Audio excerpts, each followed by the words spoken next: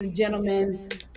First and foremost, of course, I want to say, we're sorry for running behind technical difficulties. Again, I want to also thank you for being patient with us. Of course, yesterday we had to cancel with Miss Sarah Anamorado. We were waiting for her team to get back with us. Monday we will have Matt Dugan. He's a great guy. He will be here Monday. But tonight we have Miss Bennett. And I'm not going to say much about her. I'm going to let her talk about herself. But please like, share, subscribe, comment. If you have a comment, please leave it in the chat and we will get Miss Bennett to answer them. So from right now, let's get started. Oh, Hello, Miss Bennett. hi, nice to see you. Thank You you for as having well. me. Absolutely, absolutely. And first and foremost, I want to say thank you for working around our calendar and our schedule. We've been going back and forth with your team. So I want to say thank you so much and for the patience.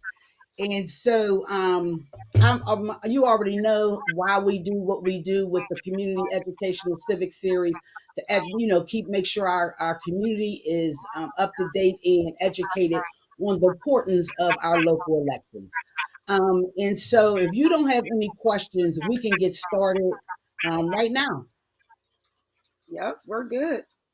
Okay, so ladies and gentlemen, for anyone who do not know Miss Olivia Bennett, County Councilwoman, and live for the people who may not know you and for the people who do, please tell us who you are. So I'm Liv Bennett. I am a sitting county councilwoman of 13th District of Allegheny County. That loosely goes from Bellevue over to Stanton Heights. So it includes a very large portion of the city of Pittsburgh. Mhm. But I work very much countywide. I'm not specific to my district. I'm not a person who's like, call your person. If you call me, I'm there. So I am a mother of four adult children, a wife, a grandmother of four. I graduated from Carlo with my bachelor's in business management with a minor in information technology. And I finished my master's degree last year in August with in public policy and management from the University of Pittsburgh at Gispia. Um, I am just telling y'all all that just to get it out the way because that is not what I bank myself on. I bank myself on being a organizer, an activist, advocate in a community, and really connected to the community. And that's why I'm running for executive.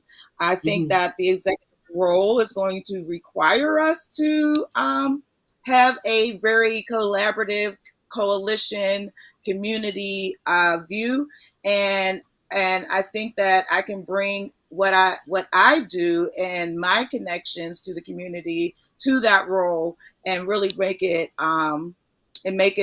something that we've never seen before. Make it so that this region really is livable for all of us, and that some of us aren't thriving while some of us are dying, as I heard Mhm. somebody say yesterday on a forum. So, Mhm. um, some of the things I've done on county council, I've passed some very major legislation like the Independent Police Review Board, Mhm. banning fracking in the park, banning conversion therapy, banning hair discrimination, Yeah. making Juneteenth a countywide holiday before it was done in the city or federally, Mhm. Mhm. declaring racism as a public crisis, passing paid sick leave. Um, and we continue to do work. We continue to really hear from our constituents and figure out how we can really turn what is being asked into legislation and Mhm. policy. And so, yeah, I'll stop there because I could keep just talking. But you know what? I want to thank you for bringing up some of the policies that you have worked on and implemented because as I said, this is an educational civic series, and for the people who did not know and just thought that maybe these, these things just happened and don't know the backstory of who was pushing these bills. So I'm glad that you brought that up, Liv. And so yes, so let's get started. I want to, and you know what? I want to start off. Um, I really want to start off with the mission statement of the county exec office and go into my first question from there, because I want to make sure that, our audience understands and knows what is the mission statement of the Mm-hmm. county exec office. And it states, the mission statement for the office of the county executive. The mission of the office of the county executive is to exercise the powers and duties granted under the Allegheny County Home Rule Charter and Allegheny County Administrative Code by providing leadership and strategic direction for all aspects of Allegheny County government. The office is committed to ensuring that policy is implemented in an effective and economical manner, and its responsibilities to the residents of Allegheny County are met. Additionally, its operations will be characterized by excellence, professionalism, efficiency, openness, equity, and integrity, with an understanding that such efforts are done so on behalf of Allegheny County residents. So, my first question to you, Liv, is how would you take the mission statement and bring it for the transit riders? How would you, if elected, how would you have the people of the transit riders on PPT or on the board make their voice and make, they're at a powerful position to have a say? Because, as we know, there's residents that's on the board, the Pittsburgh Regional Transit Board. They do not take public transit. So how would you, if elected, bring the people, that will have a powerful stance for the decisions of public transit? Well, I am so glad you asked that because I love PPT and have been working with PPT for years. And I think I'm an honorary member or something. I don't know. But I definitely I was definitely in those meetings where we were talking about, who sits on Port Authority's board, or I'm sorry, Pittsburgh Regional Transit Yeah. board, and the fact that none of those people ride the bus. So there were invitations given to folks to, come out and ride the bus like it was a whole deal because you have people who are governing something that they don't even use. And that doesn't make sense. And so I know also in those meetings, we talked about possibly making, a portion of that board elected. Hmm. And I would not be opposed to that. Um, I think I think that whatever way we can get the broadest consensus and input on who should be filling these boards is how I really see us going forward, how I would choose to operate, because it's not about, who kissed Liv's ring last week at the kowtow, right? It's Yeah, about yeah. who has the expertise in the position of the authority that you're supposed to be governing from this board, and and you can only get expertise by Hmm. actually engaging and using the thing. So definitely riders should be part of that board. Absolutely.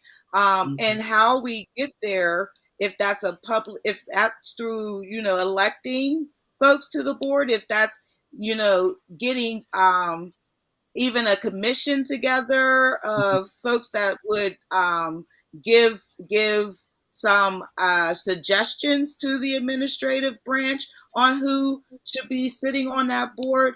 I don't care how it happens, but there needs to be a public process on what on who sits on these boards, and I am definitely open and willing and able and wanting to do all of that, because again, I am tired of seeing people on these boards that have no expertise in what they're supposed to be doing.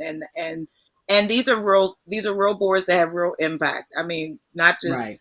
porta, not just the transit system, but we're talking about Alcosan for clean water, right? We're Mhm. talking about Mhm. the jail oversight board, where there's human lives that we're hearing about losing in the jail, right? So these are boards, the board of elections, how our elections run. Right now, that's 3 people. How, Right. would be open to expanding that, right? So I think that all of these boards are a big discussion and need to be evaluated so that they are actually having the impact and outcome that was desired when they were erected in the first place. Cool. Thank you. Thank you for that. And I appreciate that. Just a small part of your answer was that you were willing to be taking suggestions. You have stated that you are open for suggestions, and that makes it right there implements that we don't know everything. So you want to hear the voices and the of other people. So I appreciate that. Liv, thank you for that. Thank you for that. My next question to you is dealing with our property tax reassessment issues. Because as the equity changes as the zip code changes. Okay, and so and then we have our longtime homeowners that they don't want to leave their communities. But gentrification is what is happening. So um, how would what would be your plan to stop the unfair and frankly the bullying style practices that plague Allegheny County property tax reassessment issues?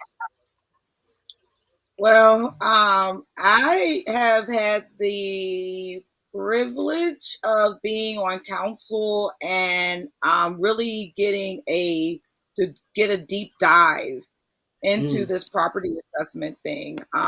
We've had folks coming before us for months to talk about this. The really, and I can't even say that I still like fully understand it, but mhm, to the degree of you know the county never assessed at a fairly in the first place. What we're basing our ratio on is what I'm understanding is somewhat outdated, mhm, and we need to really reassess to make this equitable. On top of that, you have newcomers tax that where the schools are actually coming after new homeowners and assessing mhm, them higher than mhm, people who have been there already. So then you have the how does that keep people in the region if they know they're going to move into a house and get basically blindsided by this high school tax, right? So there's a lot of like moving parts when we're talking about this property assessment thing. But we did just open. We just voted to open the reassessment and appeal window so uh-huh, that folks can go and appeal what they because it was previously closed and it closed too soon per the folks that had been presenting to us. And mhm, so we've reopened that so it will give folks an opportunity to be able to get reassessed and at a hopefully fairer rate as the common level ratio has been also, I believe, again, this is all stuff that's like yeah. these people are lawyers that are telling us this information. So I apologize if I don't have it all together, but it is like definitely some heady like what. Yeah. Yeah. Um, but so yeah, but we did reopen the assessment window so that folks can have their properties reassessed, and I believe that the ratio something was done with the ratio to make so it would Mhm, be more even and level across the county instead of these different like you said depending on the zip code or where you are, Yeah. having some getting a different getting a different taxation than you would Hmm. if you were somewhere else. So it Yeah. is definitely a um, a disaster. Hmm. The way that, I mean, literally, we are still having these conversations. The president of county council has really been like trying to figure out what we can do from council to Yeah. really get this right. But it is Hmm. definitely going to have to come from the administration.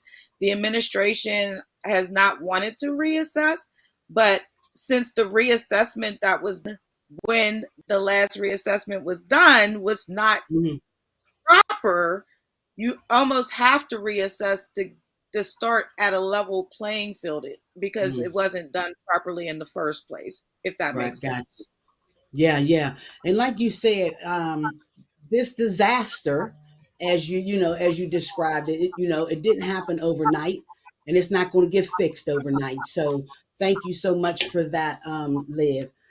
My next question, as we all, the news the last week or so has been talking about the dangerous disaster of the Norfolk Southern derailment, and so people are concerned. They're really concerned, and because it adds to our environmental concerns and our problems and our issues here in Allegheny County. So, if you were in office of the county exec, what would you have done? How would you have handled a disaster like that? If it happened here, is that the Yes, question? yes. Um, well, first, I think that we've been really having conversations around Norfolk Southern, Hmm. and because I know that there was a education forum and kind of campaign, if you will, when Norfolk Southern wanted to do double decker trains through the region, and of course, environmentalists had come out against that, arguing more pollution. So I think the first thing that we need to do is really, I would have done as a executive, is really have that conversation with Norfolk Hmm. Southern and hold them Hmm. accountable. There was no there was it is unfathomable to me. Hmm. At the first press conference from East Palestine, there were no representatives there from Norfolk Southern, none. Exactly. Um, Hmm. and Hmm. y'all are the ones that are responsible for this disaster, right? Hmm. And so how, like, and that's the balance between government and private industry, is like, we can't tell private industry what to do, but when private industry impacts all of us, then all of a sudden it becomes a governmental, right, Yeah, problem, yeah, and now we have to solve it, even though we couldn't do anything on the front end to prevent it. But so but I think, yeah, my thing would have been having that conversation with Norfolk Southern, finding out, because through that conversation with Norfolk Southern, had to know what was on that train, right? They have right, to know what they're right. carrying. So we would have, through that conversation, find out what was on that train that our folks are being exposed to, so that we can then know how to disseminate or get rid of it, or whatever have you needed to happen to Yeah, bring that down.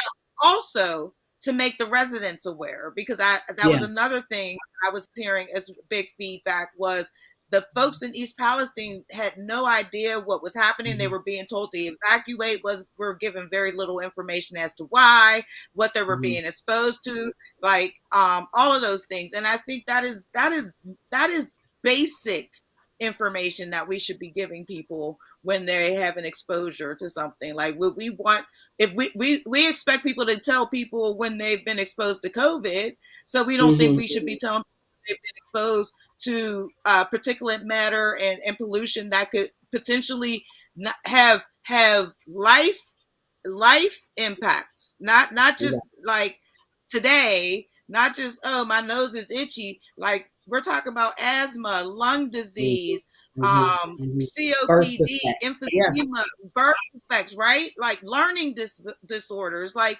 Mhm. there are lasting impacts from these, and it's only right that these folks know what they have been exposed to, so that they know what precautions and next steps that they needed to take. Thank you for that because and that's why I'm glad that that we started off with the mission statement because, like you were saying, first of all, tell the community what's going on because I know when I was watching the news, the people that they were talking to, they were not trusting what they were hearing because they were Mm-hmm. hearing it third party. And so, Exactly. and that's in the mission statement of how being open, and so the openness of this office. So I thank you for that, Liv. And so you touched a little bit about privatizing.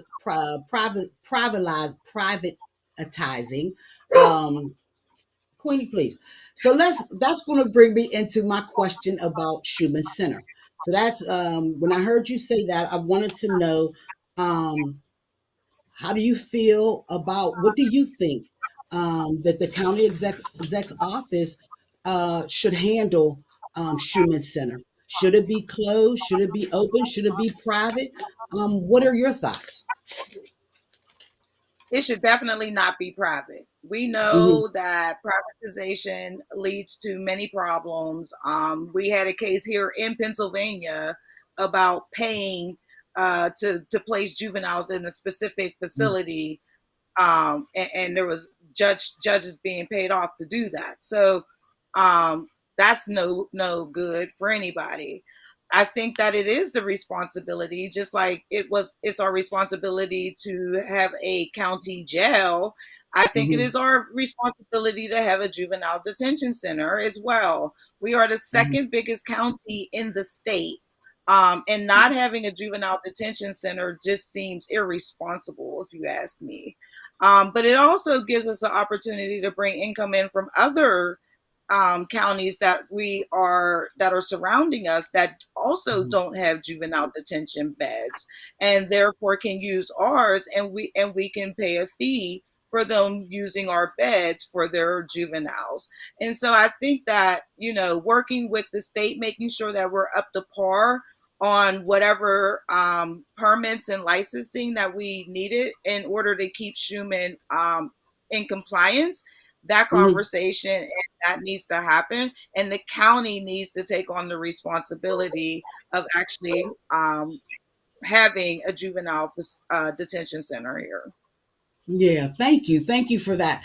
And once again, you talked about jobs, and so it's bringing me right into my next question again.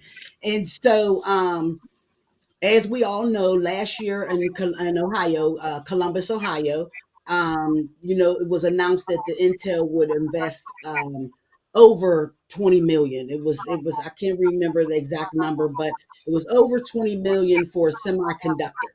And Pittsburgh, we had a chance to have that same deal here. We had a chance to have over 10,000 jobs, good paying jobs here in Pittsburgh.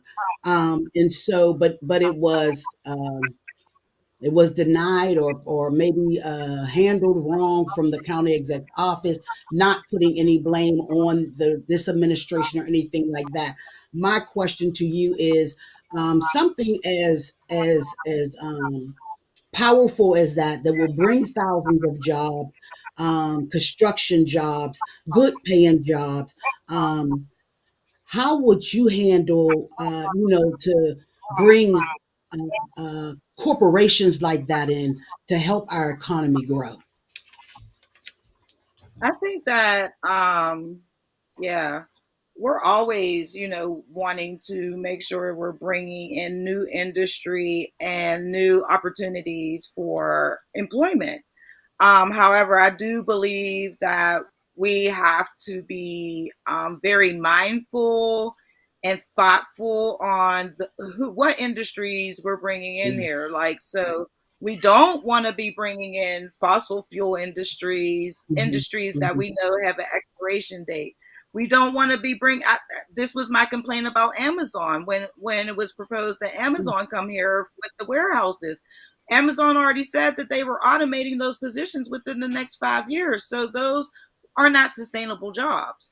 Mm. So for me, when we're talking about bringing jobs here, are they sustainable jobs? Are they jobs that are going to move us into the future? Or are they just a check mark to say, oh, we brought Mm. some jobs here, and next, Yeah, I yeah. want to move our county. I want our county to be able to from my administration, not just be good for the 4 years that I'm in there and maybe more if I got reelected, but Mm. I want it to be lasting. I want it to be generational. Like if we're Mm. bringing in an industry, let that be an industry of the future. What does it Mhm. look like to bring a robotics industry in? Or what does it look like to bring in a clean energy, a solar panel, um, Mm. clean cars? Like, you know, so for me, the jobs, the type of jobs matter.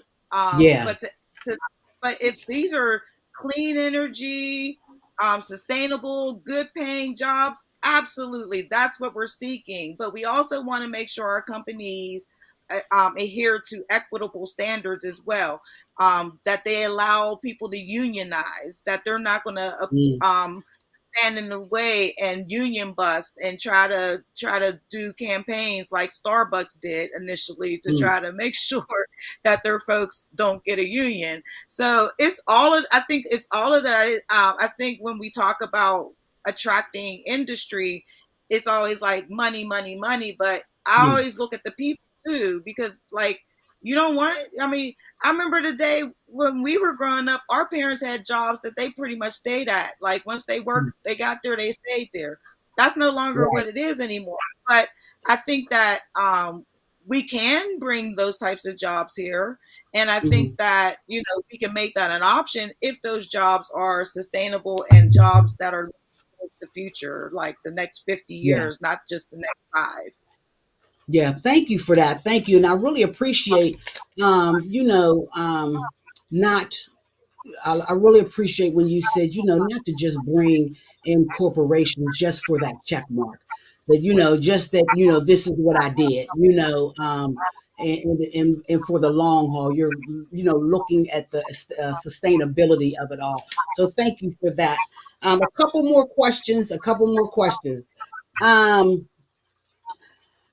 my next question to you is, if elected county exec, do you have a countywide a home stabilization plan, investment plan?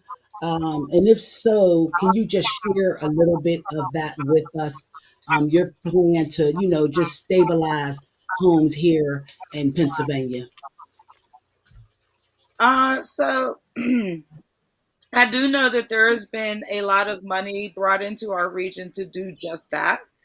And so for me, I would try to make sure that folks are aware of those funds, like the URA having Mm. funds for home stabilization.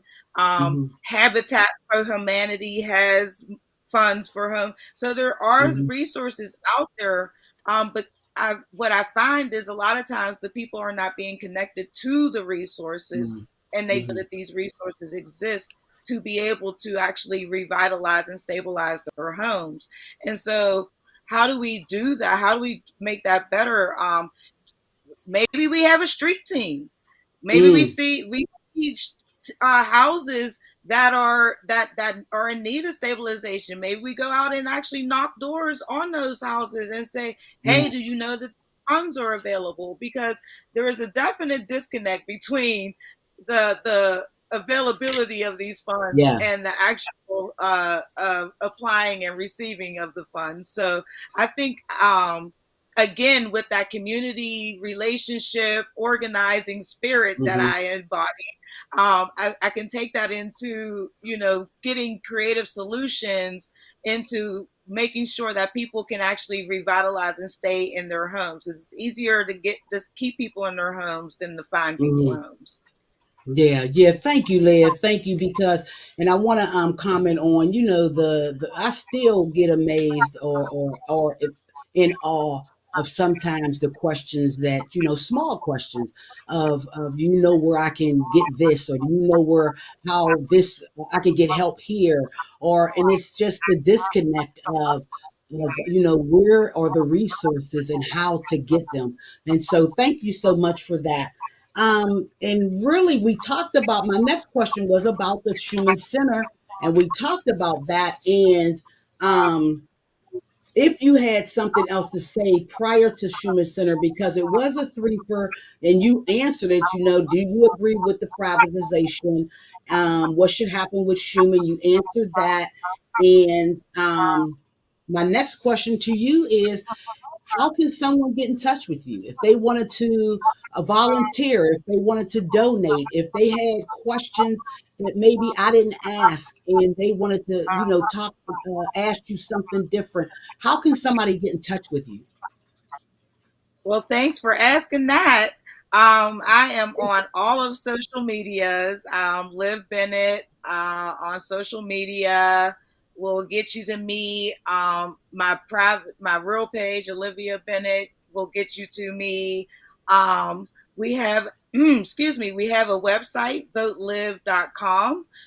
You can go there to donate. You can go there to volunteer. You can go there to learn more about me, to look at the issues, and to reach out. I am always open to doing a one-on-one, to meeting with folks, doing a Zoom. Like, I am so open to all of it. Um, just reach out to me. I will say my calendar is a little busy, so I might not be able to get to you immediately, but I will get to you. And I am on Act Blue as well. So if you search Liv Bennett or Olivia Bennett on Act Blue, you should be able to find my donation page there as well. Okay, and I know you're busy. Your team, you were you were coming from business before you hopped on with me, so I know you're busy. I know your team is waiting on you. So, before we wrap it up, is there anything that you would like to say to our audience, or anything that you would like to say before we wrap it up and say good night?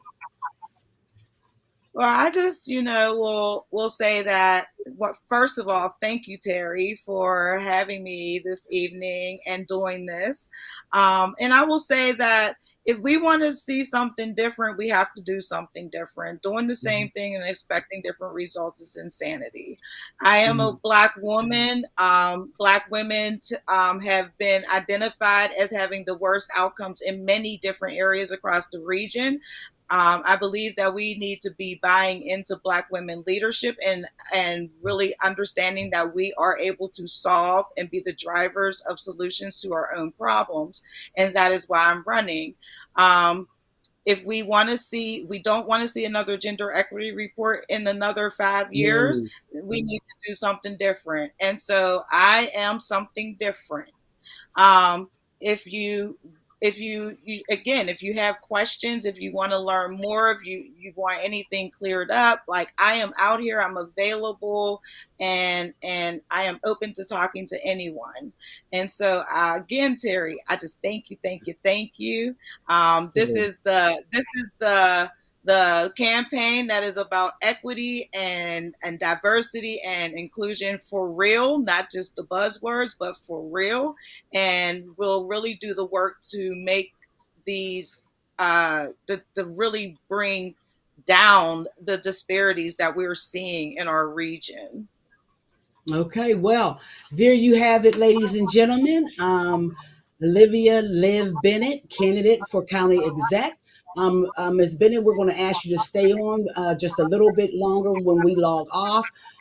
Please, ladies and gentlemen, you heard how to get in touch with her. If you wanted to say something or ask a question that we did not discuss, she gave you her information.